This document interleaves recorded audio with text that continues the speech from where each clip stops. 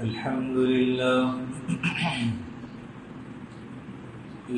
لله وحده والصلاة والسلام على من لا نبي بعده أما بعد فأعوذ بالله من الشيطان الرجيم بسم الله الرحمن الرحيم إن الله اشترى من المؤمنين أنفسهم وأموالهم بأن لهم الجنة يقاتلون في سبيل الله فيقتلون ويقتلون وعدا عليه حقا في التوراة والإنجيل والقرآن ومن أوفى بعهده من الله فاستبشروا ببيعكم الذي بايعتم به وذلك هو الفوز العظيم. وعن ثوبان مولى رسول الله صلى الله عليه وسلم قال رسول الله صلى الله عليه وسلم عصابتان من أمتي أحرسهم الله من النار عصابة تغزو الهند وعصابة تكون مع عيسى بن مريم عليهما السلام. عن أبي هريرة رضي الله عنه قال وعدنا رسول الله صلى الله عليه وسلم غزوة الهند فإن أدركتها أنفق فيها نفسي ومالي فإن أقتل كنت من أفضل الشهداء وإن أرجع فأنا أبو هريرة المحرر أو كما قال عليه الصلاة والسلام. آمنت بالله صدق الله مولانا العظيم وصدق رسوله النبي الكريم ونحن على ذلك من الشاهدين والشاكرين والحمد لله رب العالمين.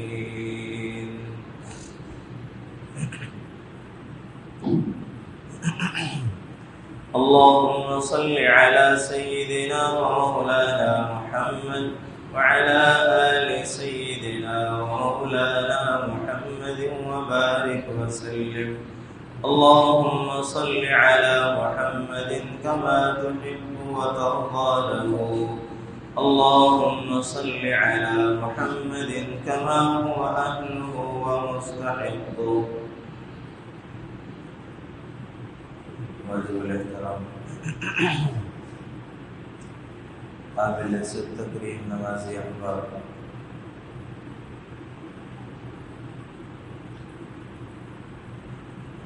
اللہ تبارک و تعالی نے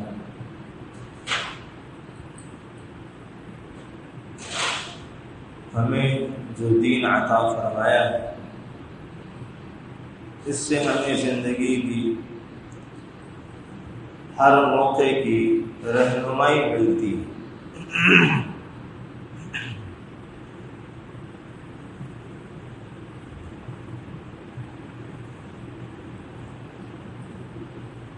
آپ صلی اللہ علیہ وسلم کی زندگی کا ہر گوشہ، ہر طریقہ اور ہر موقع امت کے لیے راہ ہدایت اور رہنما ہے.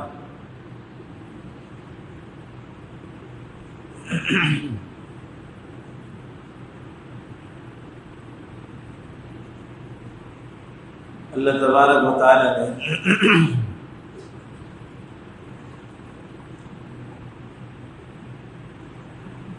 آپ علیہ الصلوۃ والسلام کے لیے پہلی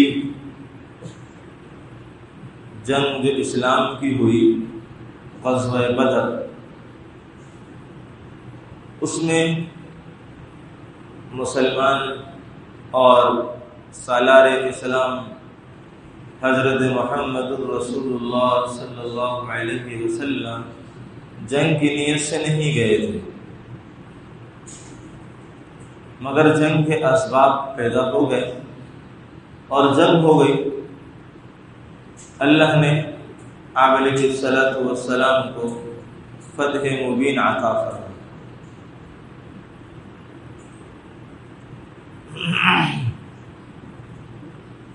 تو عزیز دوستو،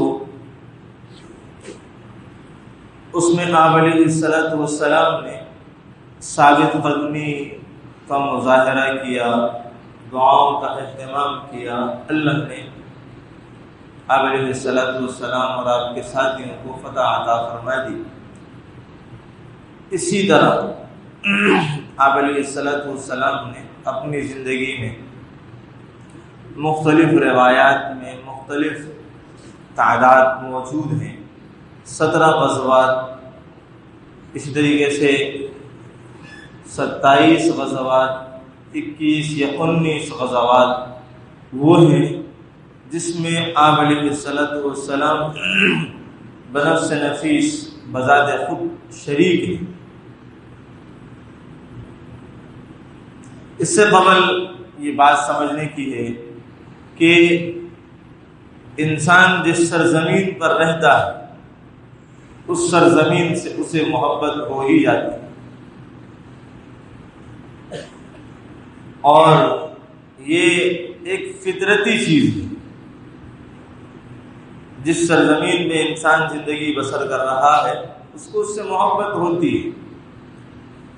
آپ صلی اللہ علیہ وسلم جب اپنی زندگی کے 52 سے 53 سال مکہ المکرمہ میں زندگی بسر کر کے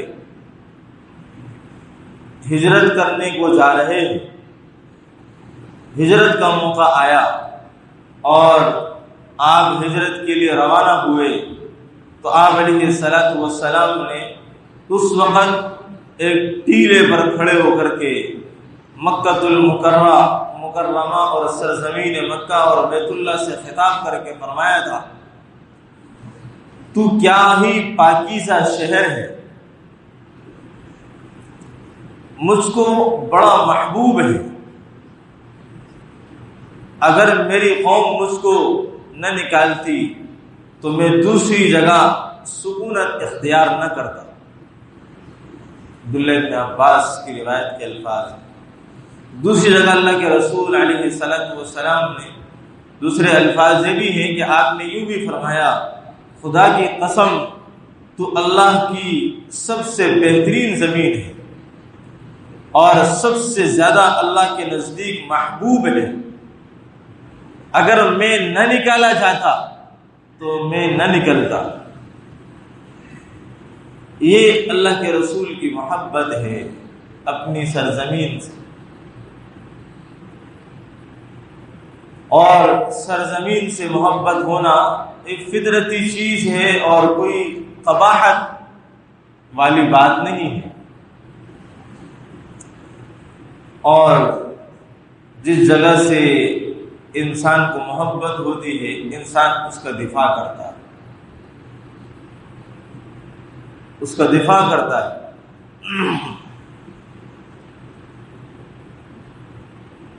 اور اس سرزمین کے لیے دفاع کرنا کوئی جرم نہیں ہے۔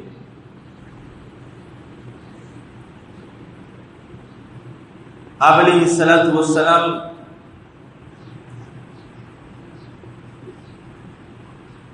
جب دوسری مرتبہ مدینہ کے لوگ حج کے لیے آئے تھے، اور آنے کے بعد پہلی مرتبہ میں 6 افراد تھے اور دوسری مرتبہ میں 70 افراد تھے جنہوں نے اللہ کے رسول صلی اللہ علیہ وسلم کے ہاتھ پر بیعت کی اور حج کے موقع پر، اور انہوں نے اللہ کے رسول سے بیعت کی تو اللہ کے رسول سے انہوں نے کہا کہ آپ کیا چاہتے ہیں؟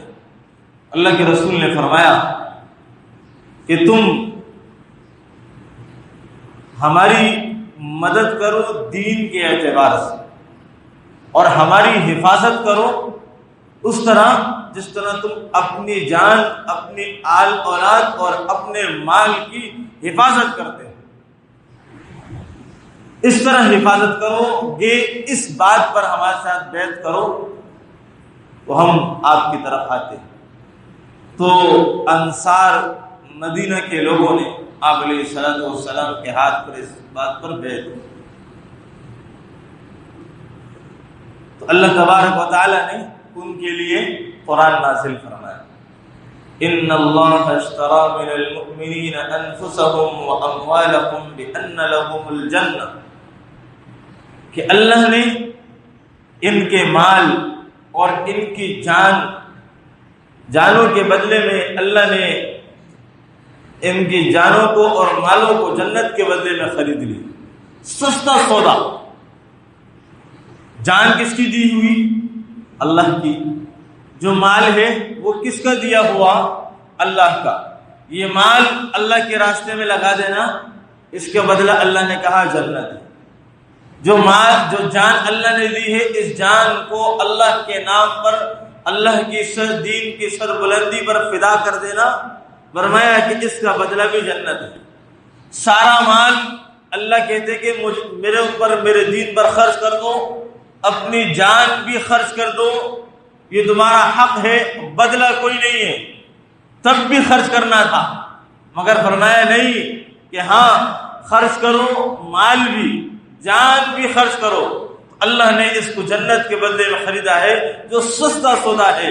دی ہوئی مال، دیا ہوا مال اس کا، دی ہوئی جان اس کی، یہ اسی پر، اس کے دین پر فدا کر دو گے، اللہ جنت عطا فرما دے گا۔ صحابہ کرام نے اللہ کے رسول پر اس بات پر بیعت کری۔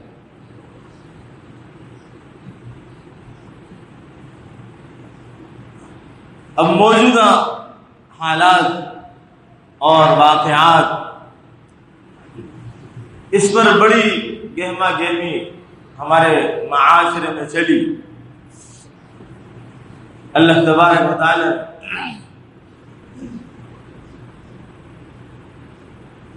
مسلمان عالم اسلام اور بالخصوص پاکستان کو جو فوقیت اور برتری اور فتح نصیب فرمائی ہے، اس سے عالم اسلام کے ہر مسلمان کے روئے نے اور جسم کے ہر مسام نے اور جسم میں بہنے والے خون کے ہر قطرے اور ذرے نے خوشی جھوم کر کے محسوس کی۔ ایسی خوشی اور فرحت مسلمانوں کے دل میں، صرف پاکستان نہیں، عالم اسلام کے مسلمانوں کے دلوں کے اندر، ان کے جسموں کے اندر، ان کے خون کے ہر ذرے کے اندر ایسی خوشی اور تراوٹ محسوس کی گئی ہے جس کے لیے عالم اسلام ترس کے رہ گیا۔ اللہ نے وہ خوشی دکھائی جس کا دورانیہ، کل کا کل دورانیہ تقریباً 80 گھنٹے ہے، بس 80 گھنٹے کا دورانیہ ہے۔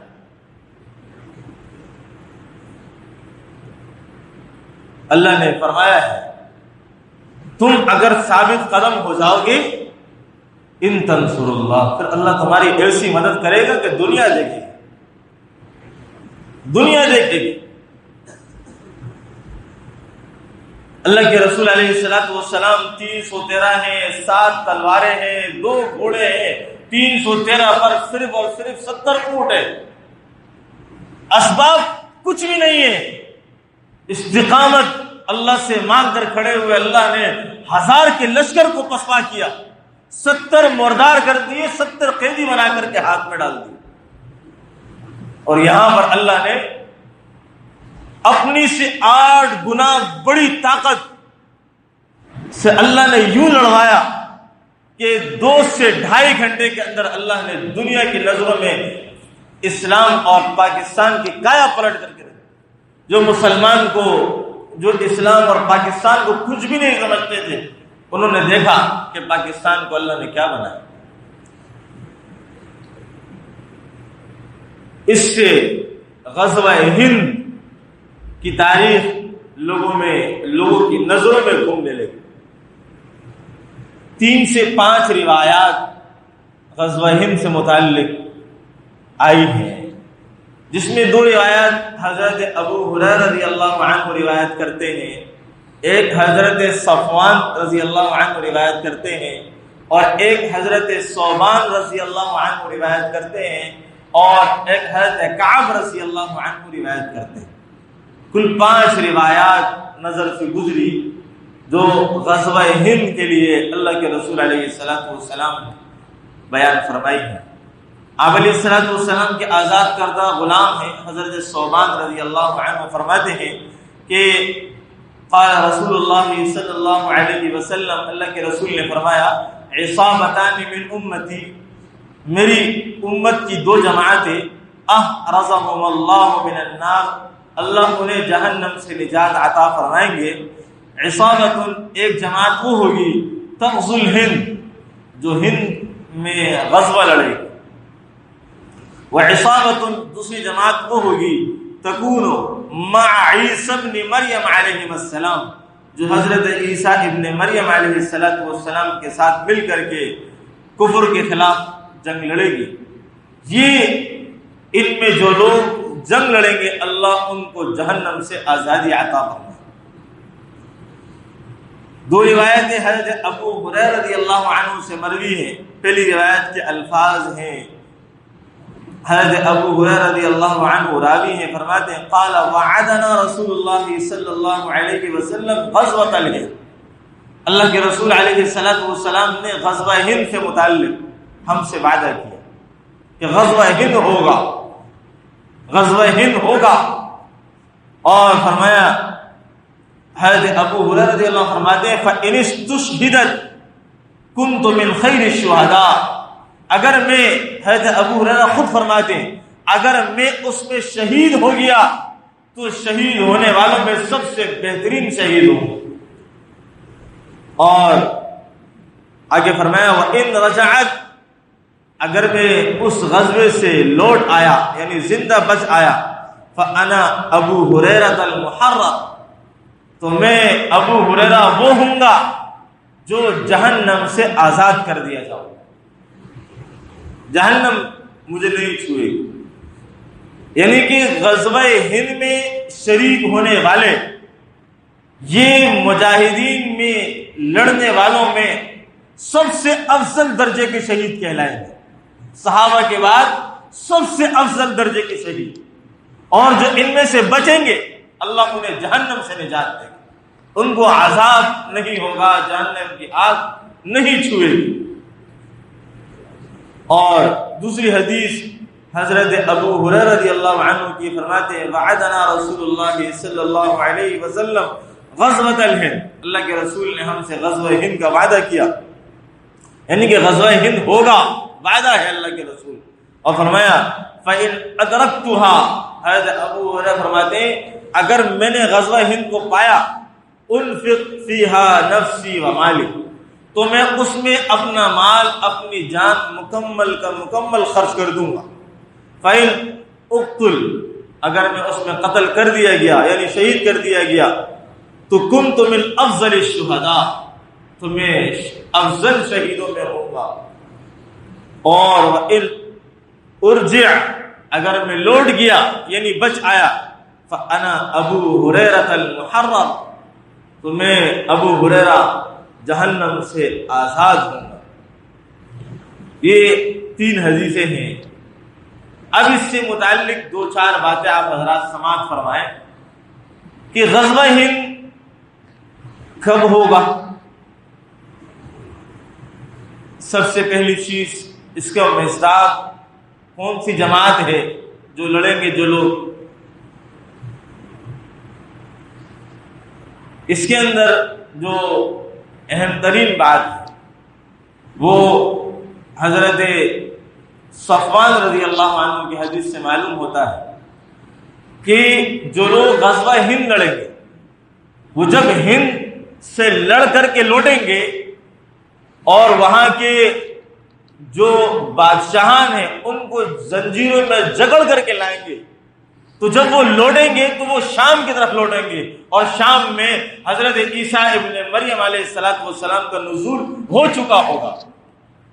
اس سے یہ پتہ چلتا ہے کہ غزوہ ہند بالکل آخری زمانے میں ہوگا کہ دنیا کے اندر تمام مسلمان جو جنگ لڑ رہے ہوں گے وہ جب آ کر کے ہند میں لڑیں گے اور پھر جب یہاں سے فارغ ہوں گے تو اتنے میں حضرت عیسیٰ علیہ السلام بھی آسمان سے نازل ہو چکے ہوں گے اور ساری جماعتیں جا کر کے مل جائیں گی حضرت عیسیٰ کے ساتھ، وہ دجال کے ساتھ لڑیں گے۔ اور دوسری احادیثوں میں اور صحابہ اکرام اور دوسرے محدثین اور مؤرخین کی احادیث سے کچھ اشارات یہ ملتے ہیں کہ پہلی جنگ جو سندھ میں لڑی وہ محمد بن قاسم نے لڑی، اس کا مصداق وہ ہے، اس نے آ کر کے ہند کے اندر پہلی جنگ وہ لڑ کے کیا ہے اور یہاں پر اسلام کو نافذ کر کے کیا۔ دوسری جنگ لڑنے والے ہند کے اندر آ کر کے وہ سلطان محمود ہے غزنوی رحمۃ اللہ علیہ، انہوں نے آ کر کے یہاں پر ہند میں آ کر کے جنگ لڑی ہے۔ تو بعض حضرات فرماتے ہیں اس کا مصداق یہ بھی ہو سکتے ہیں، اور فرمایا کہ مختلف زمانوں میں مفتی شفیع صاحب رحمۃ اللہ علیہ نے فرمایا کہ عالم اسلام کے وجود میں آنے سے، اسلام جب سے وجود میں آیا ہے اس وقت سے لے کر کے جتنی جنگیں ہند میں لڑی جائیں گی شروع سے لے کر کے آخر تک، یہ تمام کی تمام جنگیں غزوہ ہند میں شمار ہوں اور ان میں لڑنے والے سارے ہند کی جو فضائل ہیں ان کو حاصل ہوں۔ تو یہ وہ معرکہ ہے جو ہند میں پیش آئے گا یا آ رہا ہے یا ہوتا چلا جا رہا ہے۔ اس سے پھر ہم یہ دیکھ سکتے ہیں کہ ہمارے 1965 کی جنگ ہو، 71 کی جنگ ہو، اب تو 1025 کی جنگ ہو، ان میں شریک ہونے والے سارے غزوہ ہند میں شریک ہیں، جنہوں نے ان جنگوں کو لڑا ہے وہ سارے غزوہ ہند کے اندر شریک ہونے والوں میں سے شمار ہوں گے۔ تو الگ الگ موقع پر تمام غزوات کو ہند کا نام بھی دیا سکتا ہے، اور اگر یہ مصداق نہ ہو تو پھر وہی آخری مصداق وہی ہوگا جو آخری معرکہ لڑا جائے گا اور ہند کے اندر، اور اس میں جو فوجیں اسلامی ممالک سے جگہ جگہ سے آ کر کے مل کر کے یہاں لڑیں گی اور لڑ کر کے یہاں کے بادشاہوں کو پکڑ کر کے زنجیروں میں لے کر کے حضرت عیسیٰ ابن مریم کے پاس لے کے جائیں گے۔ تو یہ واقعات جو ہونے ہیں یہ در حقیقت ہونے ہیں، اور یہ جہاد ہے، اور جہاد اللہ کے رسول علیہ السلام نے خود بھی لڑا۔ 17 غزوات، 19 غزوات، 21 اور 27 غزوات میں اللہ کے رسول بنفس نفیس شریک ہوئے۔ جہاد ایک فرض ہے، ایک فریضہ ہے، اور مسلمان کو اس کے لیے تیار ہونا چاہیے اور تیار رہنا چاہیے، اسی میں ہماری بقا ہے، اور یہی وہ چیز ہے جو آپ کو دنیا کی طاقت کے سامنے بٹھا لیتی ہے۔ دنیا کی سپر پاور طاقت امریکہ کے سامنے، امریکہ اپنے میز میں مد مقابل بیٹھنے والا اور مد مقابل تسلیم کرنے والا کون ہے؟ اس نے افغانستان کو تسلیم کیا، جس کو تسلیم کرنے کے لیے طالبان کو تیار نہیں تھا۔ اس نے جب میز پر بٹھایا تو طالبان کی قوت کو تسلیم کیا جہاد کے ذریعے سے۔ آج اس نے شام کو منظور کیا تو جہاد کے ذریعے سے۔ آج اس نے حماس کو تسلیم کیا تو جہاد کے ذریعے سے۔ آج کسی بھی طاقت اسلام اور مسلمان کو کوئی طاقت قبول کروا سکتی ہے، سپر پاور کے سامنے بھی منوا سکتی ہے، تو وہ جہاد ہے۔ جہاد ہی ایک ایسا مستحکم فریضہ ہے کہ جو مسلمان اور اسلام کو دنیا کے سامنے طاقت بنوانے پر کھڑا کرتا ہے، اور یہ ایک فریضہ ہے، ہم نے اس کو پیچھے ڈالا۔ آپ علیہ الصلوۃ والسلام غزوہ احد میں ہیں، آپ وہاں زخمی ہوتے ہیں، اور وہاں پر آپ علیہ الصلوۃ والسلام کے 70 صحابہ شہید ہوتے ہیں، 70 صحابہ شہید ہوتے ہیں، اور اس میں سے 1000 کا لشکر تھا جو احد جا رہا تھا۔ 300 منافقین الگ ہوئے، عبداللہ ابن ابی ان کو لے کر کے الگ ہوا، اور یہ ایمان والوں کو کہتے تھے کہ مت جاؤ مت جاؤ، ڈراتے تھے۔ قرآن کریم میں سورہ بقرہ میں، سورہ نساء میں اللہ نے اس کی جو ہے ساری باتیں بیان فرمائی ہیں۔ تو یہ ایمان والوں کو کہتے تھے کہ مت جاؤ، اور جب ایمان والے گئے اور شہید ہو گئے تو کہتے تھے کہ دیکھو ہم نے منع کیا تھا نا کہ تم جا رہے اور شہید ہو گئے، تمہارا نقصان ہوا، ہم تو پہلے کہہ رہے تھے کہ نہیں جاؤ۔ مگر جو 70 شہید ہوئے، ان کو اللہ نے جن انعامات سے نوازا، اللہ نے ان سے کئی بار سوال کیا، اللہ نے اپنی رضا، خوشنودی، جنت کے انعامات، ہر چیزیں دی، پھر پوچھا کہ تم اور کیا چاہتے ہو؟ پھر انہوں نے بولا کہ اللہ آپ نے سب کچھ دیا۔ پھر پوچھا اور کیا چاہتے ہو؟ پھر فرمایا اللہ آپ نے اپنی رضا، ہر چیز دی، ہم اور کیا مانگے؟ فرمایا کہ اور کیا چاہتے ہو؟ تو صحابہ کرام نے عرض کیا جو 70 شہید ہوئے تھے کہ اللہ آپ ہمیں دنیا میں اسی روح کے ساتھ واپس لوٹائے، ہم دوبارہ جا کر کے مشرکین کے ساتھ قتال کریں گے اور پھر شہید ہو کر کے آپ کے پاس آئیں گے۔ تو اللہ نے اپنے سوال کو بس کیا کہ ہاں، کہ ایمان والے کی ایک جو آرزو اور تمنا ہونی چاہیے وہ شہادت ہونی چاہیے، شہادت ہونی چاہیے۔ ہاں، پھر صحابہ کرام نے وہ جو شہید ہو گئے انہوں نے کہا اے اللہ آپ نے ہمیں جن انعامات سے نوازا، ہم دنیا سے آ گئے، آخرت ہم نے اختیار کر لی، جو ہمارے مسلمان بھائی پیچھے رہ گئے ہیں ہمارے حالات کا ان کو بھی تو بتایا جائے، ان کو بھی تو ہمارے بارے میں معلوم ہو کہ اللہ نے ہمیں کس حال میں رکھا ہے۔ اللہ نے پھر قرآن نازل فرمایا وَلَا تَحْسَبَنَّ الَّذِينَ قُتِلُوا فِي سَبِيلِ اللَّهِ أَمْوَاتًا، ہاں کہ جو اللہ کے راستے میں قتل ہو گئے، شہید ہو گئے، ان کو مردہ شمار مت کرو، بل احیاء عند ربهم یرزقون، بلکہ وہ تو زندہ ہیں، اللہ کی طرف سے رزق دیا جاتا ہے۔ فرحین بما آتاہم اللہ من فضلہ، وہ خوش ہیں ان چیزوں کی وجہ سے جو اللہ نے انہیں عطا فرمائی ہے، بما آتاہم اللہ من فضلہ ویستبشرون بالذین، اور فرمایا خوشخبری دے دے ان لوگوں کو جو ان کے ساتھ ملنا چاہتے ہیں، ہاں کہ اللہ ان کو بھی ایسے ہی انعامات سے نوازے۔ آپ علیہ الصلوۃ والسلام کا خود بذات خود جہاد میں شریک ہونا، غزوہ بدر، غزوہ احد، غزوہ خندق، تبوک، خیبر، بہت ساری جنگوں میں، حنین، ان تمام جنگوں میں آپ علیہ الصلوۃ والسلام سالار اعظم کی حیثیت سے اور سپہ سالار کی حیثیت سے شریک ہوئے، اور اللہ کے رسول علیہ الصلوۃ والسلام کی برکت سے اللہ نے مسلمانوں کو فتح، غلبہ نصیب فرمایا۔ تو یہ امت کو ایسا فریضہ اللہ کے رسول نے دیا اللہ کے توسط سے کہ اس سے تمہاری امت کو غلبہ نصیب ہوگا۔ جب تک مسلمان جہاد کرتے رہے، دنیا پر غالب اور حکمران رہے۔ تو عرب تھوڑا مسلمان ہوتا جا رہا تھا، پھر حضرت عمر رضی اللہ تعالیٰ عنہ 22 لاکھ مربع میل پر حکمران ہوئے۔ حضرت امیر معاویہ رضی اللہ عنہ نے جہاد کو بڑھایا تو 64 لاکھ مربع میل پر حکمران ہوئے۔ ہاں، جب مسلمان جنگ لڑتے رہے، جہاد کرتے رہے، اللہ انہیں دنیا کی حکمرانی عطا کرتا رہا۔ یہ ہندوستان پر مسلمانوں نے 1000 سال حکومت کی، ایسے ہی اللہ نے غلبہ نہیں دیا۔ روم اور فارس اور قیصر و کسریٰ کو مسلمانوں نے تہ تیغ کیا ہے، جہاد کے بلبوتے پہ کیا ہے۔ ہاں، جہاد ایک بہت زبردست فریضہ ہے، اگر مسلمان اس کو تھام لے کفر نہیں ٹک سکتا۔ اس کی زندہ مثال ابھی آپ دیکھ سکتے ہیں، ہفتے کے روز پاکستان نے صرف چند گھنٹوں کا حملہ کیا، کفر ٹک سکا، 8 گنا بڑی طاقت نہیں ٹک سکا۔ مسلمان جب اپنے زور پر جہاد پر آئے، دنیا کی کوئی طاقت نہیں ٹک سکتی۔ قیصر، کسریٰ، فارس، روم کیا حیثیت رکھتے تھے، کیا حیثیت رکھتے تھے، مسلمان کیا تھے؟ اللہ نے جہاد کے ذریعے سے یہ ان تمام کی فتح نصیب فرمائی۔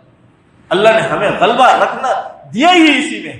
ہم اپنے اندر جہاد کے جذبے کو اور جہاد کو، جذبہ جہاد زندہ رکھیں اور اس کی بات کریں اور اس کے لیے تیاری کریں کہ غزوہ ہند اگر ہماری زندگی میں پیش آیا تو ابو ہریرہ نے فرمایا کہ میں اپنا مال، اپنی جان خرچ کر دوں گا اور افضل شہداء میں سے ہو جاؤں گا۔ اللہ نے ہمارے مال کو، ہماری جان کو جنت کے بدلے میں خریدا ہے۔ یہ چھوٹا نہیں، بہت بڑا سودا ہے۔ مال اللہ کا، جان اللہ کا، اگر اسی پر دے دیا تو جنت ملے گی، یہ چھوٹا سودا۔ اللہ ہمیں سمجھنے کی، عمل کی توفیق نصیب کرو۔